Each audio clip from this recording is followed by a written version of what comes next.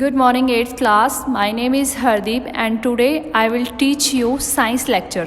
So last time हमने check point 4 तक ये पूरा चैप्टर पढ़ लिया था. उसके बाद हम आज पढ़ेंगे प्रोटेक्शन फ्रॉम वीड्स से. ठीक है, पेज नंबर 15 है प्रोटेक्शन फ्रॉम वीड्स. तो वीड्स क्या होते हैं? खपतवार. ठीक है, और खपतवार क्या होते हैं कि जैसे जैसे क्रॉप प्लांट्स हैं, क्रॉप प्लांट्स में ना बीच में कुछ अनवांटेड प्लांट उग जाते हैं, उन्हें वीड्स बोलेंगे. ठीक है, the unwanted plants that grow naturally along with crop plants are called weeds. इन्हें क्या बोलेंगे? वीड्स बोलेंगे. और इनको रिमूव करना फील्ड से विदाउट हार्मिंग द क्रॉप, बिना नुकसान पहुँचाए क्रॉप को, इज कॉल्ड वीडिंग. उसे हम वीडिंग कहेंगे. तो इसकी ज़रूरत क्यों पड़ती है? Necessity of weeding. इसकी ज़रूरत क्यों पड़ती है? क्योंकि weeding is a necessary because weeds compete with the crop plants for nutrients, water, sunlight and space and effect their growth badly.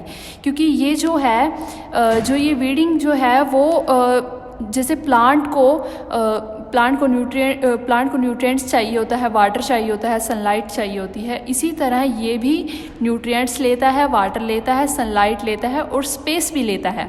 और इसकी वजह से ये ग्रोथ में ये बैडली ग्रोथ इफ़ेक्ट डालता है. किसके? प्लांट की ग्रोथ में बैडली इफेक्ट डालता है. ठीक है, वीड्स में produce toxic substance that interferes with the growth of crop plants and दस अफेक्ट द हार्वेस्ट. क्या होता है कि जो वीड्स है वो टॉक्सिक सब्सटेंस भी प्रोड्यूस करते हैं जो कि ग्रोथ में, क्रॉप प्लांट की ग्रोथ में बहुत प्रॉब्लम क्रिएट करता है एंड इफ़ेक्ट करता है हार्वेस्ट में. वीड्स में भी poisonous to humans and domestic animals. ये पॉइजनस हो सकता है ह्यूमंस के लिए और डोमेस्टिक एनिमल्स के लिए. Weeds attract pest and spread them to the crop plant. जो वीड है वो अट्रैक्ट करते हैं किससे? पेस्ट को. और वो क्या फैलाते हैं? Spread them to crop plants, यानी पेस्ट यानी बीमारी फैलाते हैं क्रॉप प्लांट्स में. अब मेथड्स ऑफ वीडिंग के क्या क्या मेथड्स हैं? ठीक है, following methods are adopted for removing weeds from a crop field. First क्या है? Mechanical method. मैकेनिकल मेथड क्या होता है? यानी मशीन का प्रयोग करना. ठीक है, in this method weeding from the soil before sowing seed is done by using big comb like implant called harrow और रेक. इसमें क्या है कि बीज बोने से पहले इसका यूज़ करते हैं comb like implant called harrow और रैक. उसे हम हैरो कहेंगे और रैक कहेंगे. ठीक है, उसके बाद है from a standing crop weeds are removed manually by pulling them out by hand और बाय यूजिंग अ ट्रोल. जो वीडिंग है उसको रिमूव कर सकते हैं हैंड से भी और यूजिंग ऑफ ट्रोल यानी खुरपी और हो के साथ भी. अब है केमिकल मेथड. पहले हमने पढ़ा था मैकेनिकल मेथड और अब पढ़ेंगे हम केमिकल मेथड. ठीक है, the chemical substance use to kill weeds are called weedicide. वो केमिकल सब्सटेंस जो वीड्स को मार सकते हैं उसे हम वेडिसाइड्स बोलेंगे. The weedicide kill the weed but do not harm the crop plants. ये जो है क्रॉप प्लांट्स को हार्म नहीं करेंगे. द कॉमन वेडिसाइड्स आर 2,4-D यानी 2,4-डाइक्लोरोफेंसी एसिटिक एसिड और नेक्स्ट है MCPA यानी 2-मिथाइल-4-क्लोरो-1-फिनोक्सी एसिटिक एसिड. उसके बाद है बूटा कैलोर. ठीक है, ये जो है ये जो तीन चार पॉइंट्स दे रखे हैं आपको, ये किसके लिए यूज़ होते हैं? ये वेडिसाइड के रूप में यूज़ होते हैं. ठीक है, उसके बाद है बायोलॉजिकल मेथड. बायोलॉजिकल मेथड में क्या होता है? In biological control some natural enemies of weeds. कुछ जो नेचुरल एनिमल्स यानी शत्रु होते हैं किसके? वीड्स के. लाइक सम इंसेक्ट, कुछ इंसेक्ट्स होते हैं. ठीक है, are release in the field, जो कि फील्ड के अंदर रिलीज होते हैं.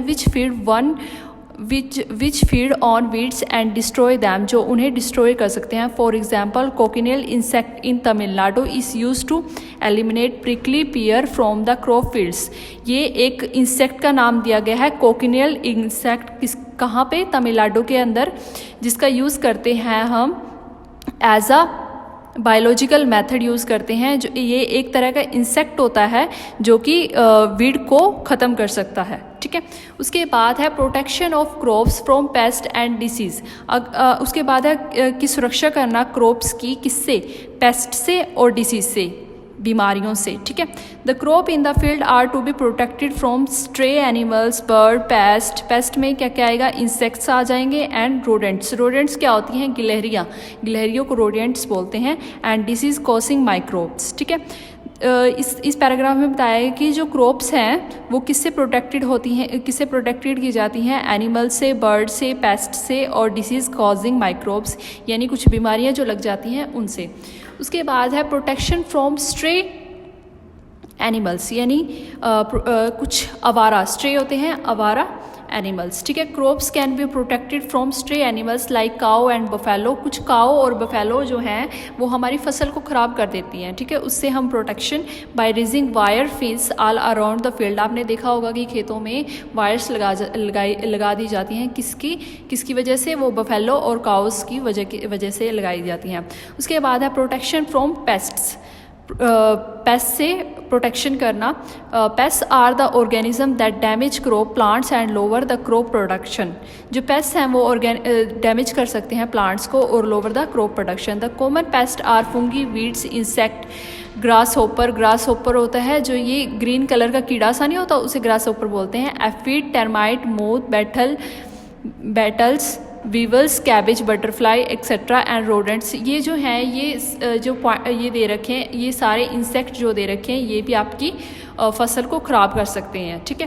प्रोटेक्शन फ्रॉम बर्ड से प्रोटेक्शन करने के लिए ये स्केयर क्रॉस का इस्तेमाल करते हैं, यानी खेतों में बड़े बड़े पुतलों का इस्तेमाल किया जाता है, उन्हें क्या बोलेंगे, स्केयर क्रॉस। अब मेथड ऑफ पेस्ट कंट्रोल। अब पेस्ट कंट्रोल के कितने मेथड होते हैं, ठीक है। Pest control can be achieve by chemical control और बायोलॉजिकल कंट्रोल, यानी केमिकल कंट्रोल भी हो सकता है और बायोलॉजिकल कंट्रोल भी हो सकता है। For chemical control of pest chemicals like, ये केमिकल्स कंट्रोल दे रखे हैं like malathion, parathion, endrin, copper oxychloride, BHC यानी benzene hexachloride, zinc phosphide etcetera, ये यूज किए जाते हैं, ठीक है। These chemical are called pesticide. इन्हें हम क्या कहेंगे, पेस्टिसाइड। ये जो केमिकल्स हैं इन्हें पेस्टिसाइड्स कहेंगे, ठीक है। दे किल द पेस्ट, वो पेस्ट्स को मारते हैं। देयर एग्स, उनको एग्स को मारते हैं। And larva but do not harm the plants if used in small quantity. अगर हम स्मॉल क्वांटिटी में यूज़ करते हैं ना तो ये क्रॉप्स को नुकसान नहीं पहुंचाती, ठीक है। The pesticide use to kill insect pest are called insecticide. वो पेस्टिसाइड जो यूज़ की जाती है किसमें, किल इंसेक्ट और पेस्ट को मारने के लिए, उसे हम इंसेक्टिसाइड को बोलेंगे। Whereas those that are killed rodents are called rodents. जो रोडियंट्स को मारते हैं वो उन्हें कहेंगे रोडियंटसाइड्स। और उसके बाद है fungicides are chemical use to destroy fungi harmful to crop like weedicide and insecticide. They are spread on the standing crop before flowering और फ्रूटिंग। क्या होता है कि फंगीसाइड में क्या होता है कि जैसे फूल आने से पहले और फल आने से पहले क्रॉप्स में स्प्रे कर दिया जाता है, उससे जो है वो इंसेक्ट वहीं पर मर जाती हैं, ठीक है। उसके बाद है नेक्स्ट पेज 70 पेज पे small farmers spray insecticides by hand operating spray machine. हमारे घरों में आपने देखा ही होगा कि जो स्प्रे है वो हाथ से करती हैं, ठीक है। For large scale spraying during attack of locusts और grasshopper low flying aircraft are use. और जो बहुत ज़्यादा क्वांटिटी में हम स्प्रे करते हैं उसके लिए हम एयरक्राफ्ट इंडिया में तो यूज़ नहीं करते, लेकिन कुछ डेवलप कंट्रीज़ हैं like USA, Canada, Australia, aircraft are use for spraying insecticide over large tracts of field. इन कंट्रीज़ में एयरक्राफ्ट का यूज़ करते हैं स्प्रे करने के लिए, ठीक है। उसके बाद है स्प्रेइंग इंसेक्टिसाइड बाय एयरक्राफ्ट, ये दिखा रखा है, ठीक है। उसके बाद है सम प्रिकॉशंस, यानी अगर हम दवाई का छिड़काव भी करते हैं तो उसके लिए कुछ प्रिकॉशंस चाहिए होती हैं, ठीक है। वाइल यूजिंग पेस्टिसाइड्स, तो सबसे पहले क्या है कि pesticide should be spread at proper time पे होनी चाहिए और अप्रोप्रिएट डोज होनी चाहिए, यानी पूरी डोज होनी चाहिए, कम ना ज़्यादा कम होनी चाहिए ना ज़्यादा होनी चाहिए। Excessive and indiscriminate use of pesticide cause harmful effect on human health, contaminant soil and water and kills use insect also. जो पेस्टिसाइड हैं वो हार्मफुल हो सकते हैं ह्यूमन हेल्थ पे और सॉइल पे और वाटर पे, और ये किल कर सकते हैं यूजफुल इंसेक्ट आल्सो को, ठीक है। वाइल स्प्रेइंग और using pesticide gloves should be used avoid contact with skin. एक तो ग्लव्स डाल के करना चाहिए स्प्रे, ठीक है, और अवॉइड कॉन्टैक्ट विद स्किन से थोड़ा दूर करके ही करना चाहिए, ठीक है। Nose and mouth should be covered while spraying insecticide. Nose और माउथ भी कवर्ड होने चाहिए वाइल स्प्रेइंग इंसेक्टिसाइड। उसके बाद है hand should be washed properly immediately after spraying is done. और हैंड शुड बी, जब स्प्रे करके ख़त्म हो जाते हैं ना, स्प्रे ख़त्म हो जाता है तो उससे इमिडिएटली हैंड आपके वॉश होने चाहिए, ठीक है। इन बायोलॉजिकल कंट्रोल, ये जो पहले बताया गया था ये मेथड ऑफ पेस्ट कंट्रोल में, अब बायोलॉजिकल कंट्रोल देखा है कि सर्टेन कुछ birds and insect larvae are introduced in the effect field of destroy or control pest population.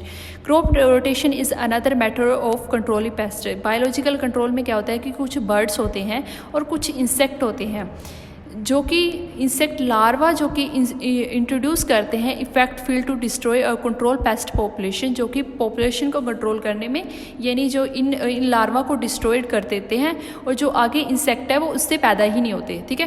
Crop rotation is another method of controlling paste. जो crop rotation है वो another method है किसका, controlling paste का। उसके बाद है protection from plant disease.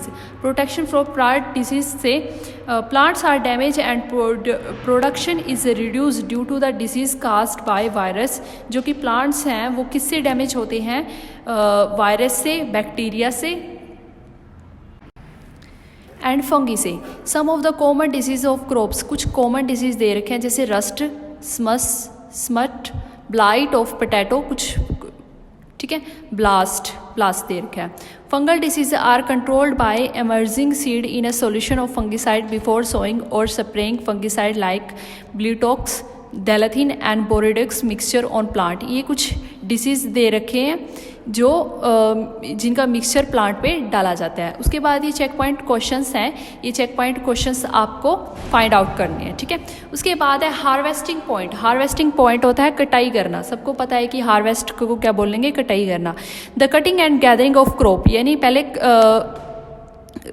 Crop की कटिंग होती है फिर उसको इकट्ठा करते हैं। After it is a mature, जब वो बन जाती है पूरी तरह, यानी पक्की, कहते हैं ना कच्ची है अभी, पक्की है तो पक जाती है ना, तो इस कॉल्ड हार्वेस्टिंग, उसे हम हार्वेस्टिंग कहेंगे। कटाई और इकट्ठा करना harvesting. The harvested grains are called produce और क्रॉप यील्ड। जो हार्वेस्ट ग्रेन है वो उसे हम प्रोड्यूस कहेंगे और क्रॉप यील्ड कहेंगे, ठीक है। जिससे rice and wheat crops are cut close to the ground by hand using a sickle.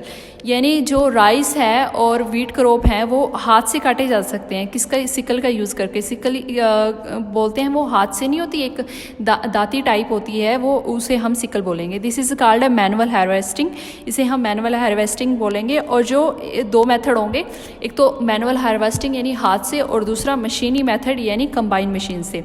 देखो ये कह रहा है the crop is collected at one place in the field and allowed to dry in sun for few days. कुछ कटने के बाद क्या होता है कि जो क्रॉप है उसको सन के अंडर रख देते हैं ताकि वो सूख जाए। In large farmer harvesting is done mechanical by harvester और बाय मशीन कॉल्ड कंबाइन, उसे हम कंबाइन कहेंगे। एक combine has a harvester and thresher combine together in one machine. यानी हार्वेस्टिंग और थ्रेशर यानी दोनों एक ही मशीन में बन जाते हैं, ठीक है। उसके बाद है थ्रेशिंग और विनोविंग। थ्रेशिंग और विनोविंग, ये हार्वेस्टिंग का पॉइंट भी दे रखा है, जैसे कंबाइन यूज़ सभी ने देखा ही होगा, आजकल सीज़न चला ही हुआ है तो इसका यूज़ करते हैं, ठीक है। थ्रेशिंग और विनोविंग क्या होता है, the process of separating grain, यानी वो प्रोसेस जिसमें ग्रेन को सेपरेट करना है। एंड हस्क होता है भूसे को बोलते हैं हस्क, ठीक है।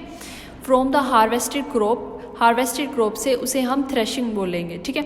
The harvest crop is spread on the ground and oxen buffalo, यानी जो हमें क्रॉप मिलती है, यानी हार्वेस्टेड क्रॉप मिलती है, कटने के बाद क्रॉप मिलती है, उसे हम ग्राउंड पे फैला देंगे और बफेलो कैमल की सहायता से एक सर्कल में बनाएंगे, जिससे भूसा अलग हो जाएगा और जो हमारे पास प्लांट से जो हमें क्रॉप मिलेगी वो अलग हो जाएगी। उसके बाद है विनोविंग मेथड, ये दे रखा है जैसे थ्रेशिंग बाय एनिमल, ये दिखा रखा है इसमें, ठीक है। उसके बाद है विनोविंग मेथड। विनोविंग मेथड का भी एक एग्जांपल दे रखा है, जैसे एक मशीन यूज़ कर रखी है, इसमें जो है ये जो क्रॉप है वो अलग चली जाएगी और जो इसमें डस्ट है या भूसा है जो भी वो अलग हो जाएगा। Is the process of separating the hay and chaff from the grains with the help of wind की हेल्प से, ठीक है। The grain mixed with the grain mixed with hay and chaff are made to fall from a height से इसमें अंदर डालेंगे, ठीक है। The grains fall straight on the ground but the hay and chaff being lighter and carried away to some distance by the wind. ये पूरा threshing और winnowing chapter इसी में दे रखा है, पैराग्राफ में बता रखा है कि कैसे भूसा को अलग करते हैं और जो हमारी क्रॉप्स है वो अलग हो जाती है, ठीक है। अब देखो नेक्स्ट पेज पे पोस्ट हार्वेस्ट प्रिकॉशन, यानी कुछ प्रिकॉशन चाहिए होती हैं कटने के बाद, ठीक है। जो फूड ग्रेन्स है वो dried either in the sun or mechanically by blowing hot air, यानी जो फूड ग्रेन्स जब हम मिल जाते हैं हमें उसे सन की प्रोटेक्शन में रखना पड़ता है कुछ दिन सुखाने के लिए, ठीक है। Foreign matter such as straw, weeds and earth particles are removed by sieve. तो कुछ जो मैटर्स होते हैं जैसे स्ट्रा होगी, वीड्स हो गए और अर्थ पार्टिकल्स हो गए, वो किससे रिमूव हो जाते हैं? सीव से रिमूव हो जाते हैं। यानी जिसे सीव होता है छलनी टाइप, बड़ी छलनी नहीं होती जिसमें हम कई बार गेहूँ के दाने जो हैं वो नीचे आ जाते हैं और जो डस्ट पार्टिकल्स हैं या जो भूसा टाइप में होते हैं वो ऊपर ही रह जाते हैं, ठीक है। Food grains are treated to avoid any kind of infection from insect and pathogens. जो फूड ग्रेन्स हैं वो ट्रीटेड होते हैं एनी काइंड ऑफ इन्फेक्शन से और इंसेक्ट से एंड पैथोजेन से, ठीक है। उसके बाद है storage of grain. Storage of grain क्या होता है कि ग्रेन की स्टोरेज करना, ठीक है। जो हार्वेस्टेड फूड ग्रेन्स हैं need to be stored safely so that they are protected from fungal diseases, rodent and insect pest. जब हम कटाई कर लेते हैं तो उनको हम कहीं ना कहीं सेफ जगह पे रखेंगे ना, तो उसकी स्टोरेज किससे हम बचाएंगे? उसको फंगल डिसीजेज से बचाएंगे, रोडिएंट से बचाएंगे एंड इंसेक्ट पेस्ट से बचाएंगे, ठीक है। The freshly harvested grain have moisture which promote fungal growth. जो कि फ्रेशली हार्वेस्टेड जो है उसे मॉइस्चर की ज़रूरत होती है तभी हम उसे सुखाते हैं, वो प्रमोट कर सकता है फंगल ग्रोथ को, यानी उसमें फंगल ग्रोथ भी हो सकती है। His grains are properly dried in the suns. जो ग्रेन है यानी जो हमारे पास फसल आएगी उसे हम ड्राइड करेंगे सन की प्रेजेंस में, ठीक है। The dried fruit grains are then stored The dried food grains are then stored in containers, gunny bags और in silos। silos ये ग्रेन silos बना रखे हैं, ये इस टाइप से silos बने होते हैं जिनमें हमारा जो ग्रेन है वो प्रोटेक्ट होता रहता है, ठीक है। इसमें हम डाल देते हैं जिससे हमारे ग्रेन को है जो सुरक्षा मिलती है, ठीक है। गनी बैग्स दे रखे हैं, कंटेनर्स दे रखे हैं, ठीक है। On domestic level wheat, rice, gram etcetera and stored in a small metallic container. घरों में तो आपको पता ही है कि छोटे छोटे मेटेलिक कंटेनर यूज़ होते हैं। On commercial level food grains are stored either in gunny bag or grain soils. तो ये गनी बैग के बारे में बता रखा है और सिलोज एंड ग्रेनर्स के बारे में बता रखा है। तो गनी बैग्स क्या होते हैं? गनी बैग्स को जूट बैग्स भी बोलते हैं और ये जूट बैग टाइप में ही होते हैं जिसे हम शायद घर में बोरी भी बोल सकते हैं, ठीक है। अगर हम सिंपल लैंग्वेज में बात करें तो बोरी भी होगा। They are filled with food grains are stacked in large godowns और वुडन प्लेटफॉर्म। ये रखे जाते हैं, स्टैक्ड होता है रखना इन लार्ज गुडाउन में और वुडन प्लेटफॉर्म में, ठीक है, लकड़ी के प्लेटफॉर्म में। They are stored about 10 to 15 centimetre. ये ग्राउंड से ऊपर रखे जाते हैं 10 से 15 सेंटीमीटर और 70 सेंटीमीटर दूर रखे जाते हैं दीवार से, ठीक है। The godowns are made free of microbes, insect and rodents by spraying pesticide. जो गुडाउन्स हैं वो मेड फ्री होते हैं, माइक्रोब्स नहीं होता वहाँ पे, इंसेक्ट्स नहीं होते, रोडिएंट्स नहीं होते, तो वहाँ पे स्प्रेइंग पेस्टिसाइड यानी वहाँ पे पेस्टिसाइड की भी स्प्रेइंग होती है, ठीक है। उसके बाद है silos and granaries. Silos grain silos ये दिखा रखे हैं, ये इनका यूज़ होता है, ठीक है। Green silos are tall cylindrical container. ये सिलेंड्रिकल कंटेनर टाइप जैसे बने होते हैं for bulk storage of grain. This are use specially by government agency like food corruption of India. ये गवर्नमेंट एजेंसी के बने होते हैं जब जिससे जो ग्रेन है, ग्रेन हमारी गवर्नमेंट लेती है तो गवर्नमेंट इसी टाइप के ग्रेन सिलोज बनाती है, उनमें हमारा ग्रेन रखा जाता है, ठीक है। Grain silos facilities easy inspections fumigation, protection from pests and temperature control, the continuous circulation of nitrogen through granaries, keep the storage grain for free of rodents, pest and insect। वहाँ पे already ही grain रखने से पहले spray कर दिया जाता है। और ये जो सिलोज बने होते हैं इनमें ना तो रोडेंट्स होते हैं, ना पेस्ट होते हैं और ना ही इंसेक्ट्स होते हैं। Control of paste in stored grain, जो पेस्ट का कंट्रोल होता है किसमें, स्टोर्ड ग्रेन में, जहाँ पे ग्रेन को स्टोर किया जाता है। ठीक है, the stored grain can be protect from insect and fungal infestation by. ठीक है, जो स्टोर्ड ग्रेन है वो किससे प्रोटेक्ट होते हैं, इंसेक्ट से और फंगल। फर्मिगेशन विद केमिकल्स विच किल और repeal paste without affecting stored grain, जो फर्मिगेशन है उसका केमिकल के साथ यूज़ किया जाता है जो कि किल और रिपेल करता है पेस्ट को विदाउट इफेक्टिंग स्टोर्ड ग्रेन, बिना इफेक्ट किए हुए ग्रेन को। नीम लीव्स, जो नीम के पत्ते हैं वो रखे जाते हैं ग्रेन के साथ रिपेल पेस्ट को। स्मॉल क्वांटिटी वेजिटेबल और mineral oil added to grain, अगर हम स्मॉल क्वांटिटी के जो वेजिटेबल्स हैं और मिनरल ऑयल हैं उन्हें ग्रेन के साथ ऐड करते हैं तो उनको of legumes to prevent pest from laying एड टू चेक लार्वल डेवलपमेंट, तो इनमें time to time larva development देखा जाता है कि कहीं पेस्ट तो नहीं उग रहे हैं। ठीक है, the storage area can be spread regularly after every 3 weeks to kill pest, जो स्टोरेज एरिया है वहाँ पे स्प्रे होता है रेगुलरली। ठीक है, 3 वीक के बाद टू किल पेस्ट को मारने के लिए। For storing grains at home, powder neem leaves and black pepper are mix to, घरों में क्या करते हैं कि जहाँ पे हम अपना अनाज इकट्ठा करते हैं वहाँ पे नीम के पत्ते यूज़ करते हैं, ब्लैक पेपर यूज़ करते हैं।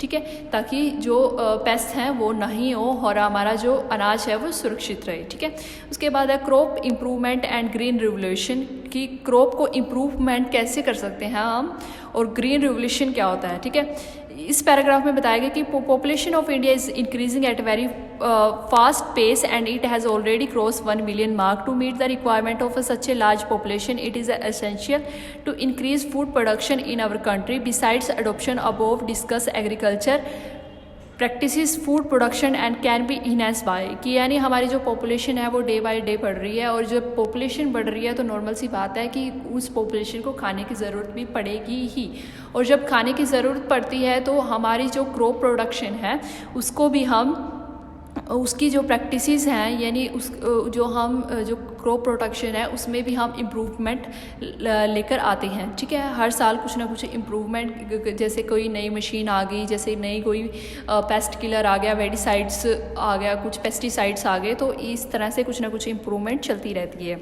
ठीक है, introducing high yield crop varieties, जो हाई इल्डिंग क्रॉप वेराइटीज़ हैं वो हर साल नई आती हैं। ठीक है, involving high yielding disease resistant and paste resistant varieties, कुछ ना कुछ वेराइटीज़ जो डिसीज़ रेसिस्टेंट यानी जो डिसीज़ को रोकती हैं और पेस्ट रेसिस्टेंट जो पेस्ट को रोकती हैं, वो वेराइटीज़ जो हर साल नई आती हैं।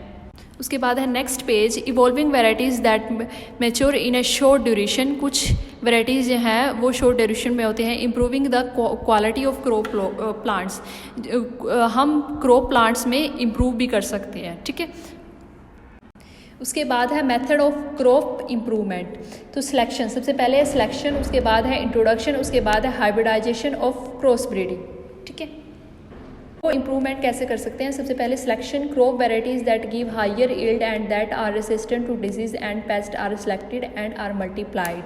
ठीक है, जो क्रॉप वेराइटीज़ हैं उन्हें हम हायर यील्ड उन्हें हम हायर खेत मतलब बहुत सारे खेत दे सकते हैं, और रेजिस्टेंट टू डिजीज़ हम उनकी डिसीज़ से बचाव कर सकते हैं, एंड पेस्ट जो है वो सिलेक्टेड हो सकते हैं और मल्टीप्लाइड बहुत सारे हो सकते हैं। उसके बाद है introduction, it involves the transfer of plant varieties with desired character from one place to other place, यानी इसमें क्या है कि जो प्लांट वेराइटीज़ हैं वो वन प्लेस से हम अनदर प्लेस भी ट्रांसफ़र कर सकते हैं। From different part of the world, different part of world यानी एक देश से हम दूसरे देश में भी इसको ले जा सकते हैं। ठीक है, हाइब्रिडाइजेशन और cross breeding, by cross breeding two varieties with different desirable character new hybrid varieties are developed by scientist. जो हमारे साइंटिस्ट हैं वो नई से नई तकनीकें खोज रही हैं कि कैसे हम अपनी क्रॉप को क्रॉप में हम इम्प्रूवमेंट ला सकें। ठीक है, उसके बाद है ग्रीन रिवोल्यूशन। ग्रीन रिवोल्यूशन क्या होता है, the great improvement in the production of food grain, जो महान इम्प्रूवमेंट है किसमें, प्रोडक्शन ऑफ फूड ग्रेन में, यानी प्रोडक्शन यानी पैदा भोजन अनाज में, and other agriculture produce during the period 1960 और 1980 is describe as green revolution in Indian agriculture. यानी 1960 में और 1960 टू 1980 में जो एग्रीकल्चर है उसका जो प्रोडक्शन है वो बहुत अच्छा हुआ था, तो उसे हम कहेंगे ग्रीन रेवोल्यूशन। ठीक है, it is also known as golden era of Indian agriculture, इसे हम गोल्डन एरा भी बोलेंगे।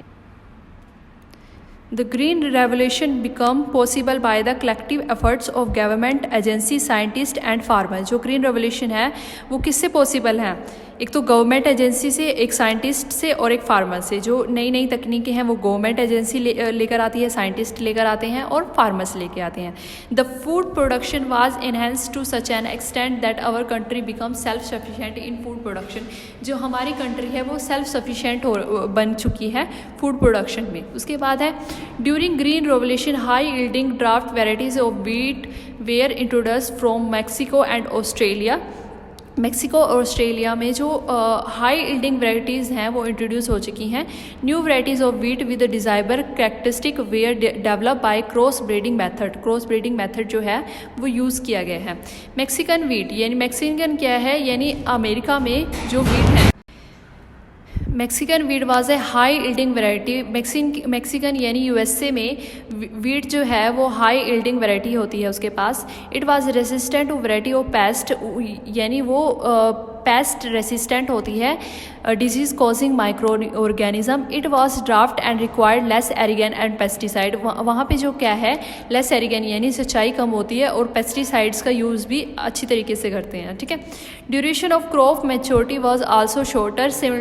Similarly high yielding varieties of rice, maize, bajra, sugarcane etc. were also developed by India scientists that were well suited to the Indian conditions। जो ये हमारे rice, मेज, बाजरा, sugarcane हैं ये डेवलप हुए हैं इंडियन साइंटिस्ट। जो ये साइंटिस्ट हैं इन्होंने ही डेवलप किए हैं, जो कि इंडियन कंडीशन के अकॉर्डिंग सेटिस्फाइड हो चुके थे। ठीक है, उसके बाद है gains of green revolution. Gains of green revolution क्या होता है इसके बारे में हम पढ़ेंगे। ठीक है, our country become self sufficient in food grain production. सभी को पता है कि हमारी कंट्री के पास अनाज सेल्फ सफिशिएंट है, यानी बहुत, ठीक है, बहुत अच्छा अनाज की मात्रा है। ठीक है, a buffer stock of wheat and rice could be establish in the country to meet the shortfall of future food production. Green revolution improve the economic condition of our farmer. जो ग्रीन रेवोल्यूशन है वो क्या improve करेगा, economic condition of our farmer की जो condition है वो ठीक करेगा। Agriculture is now regarding as an industry. जो एग्रीकल्चर है वो किस में इम्प्रूवमेंट लाएगी, इंडस्ट्री में इम्प्रूवमेंट लाती है। ठीक है, उसके बाद है undesirable effect of green revolution. ठीक है, तो फर्स्ट पॉइंट इसका क्या है कि excessive use of chemical fertiliser in order to obtain more yield has change the, यानी वो कह रहा है कि ज़्यादा यूज़ केमिकल फर्टिलाइज़र का किस में, ज़्यादा फील्ड में change the chemistry of soil in due course of time and has reduce soil fertility.